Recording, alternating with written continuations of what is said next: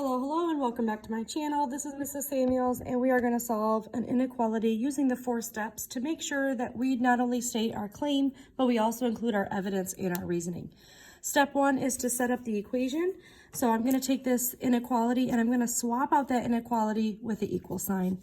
So this is step 1, negative 25 equals negative 5, x plus 2.5. Now I'm going to set it up.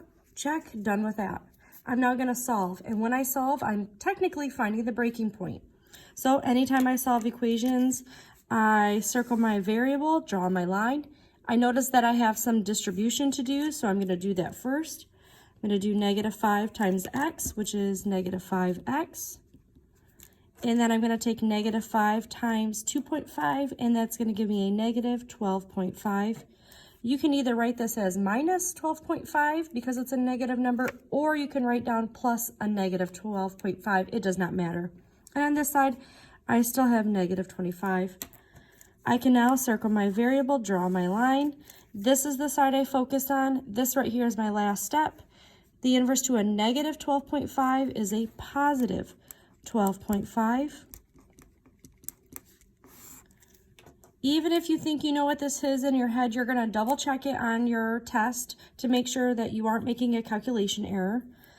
Negative 25 plus 12.5 is 12.5 again.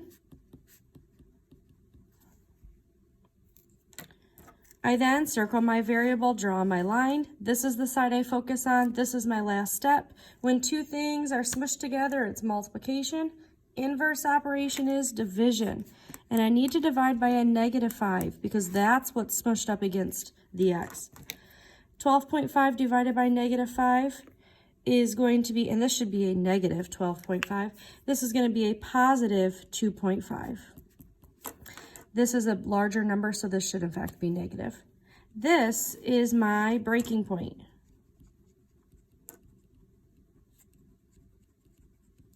Notice that that's what I'm going to use in my final answer. This is my step 2. I'm now ready to set up my number line. I put my breaking point somewhere in the middle-ish, and then I place 0 where it should be. Now I'm going to look up here. This does not have an equal sign underneath it, so I should be using an open circle on my number line. And now I need to check a 0. So now I'm going to go back to my inequality, and the question is this true? So when I plug in 0 into my number line or into my inequality, is this side greater? Because if it is greater, if this does work, then my number line will go in the direction of 0. If 0 does not work, this is not true, it's going to go in the opposite direction because 0 is not a solution. So let's see what happens here. Still negative 25. Dealing with my parentheses first, I would get 2.5 here. And then I'm rewriting everything. Negative 5 times 2.5 is a negative 12.5. So the question is owing $25 greater than owing $12.5? Which one is worth more? And the one who is worth negative 12.5, that one is actually greater on the number line. This would be down further. This would be further closer to 0. So this is a no.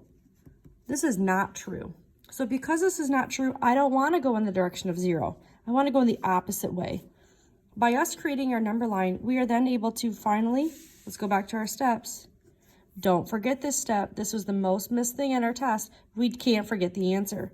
We can now state that any number greater than my breaking point will work.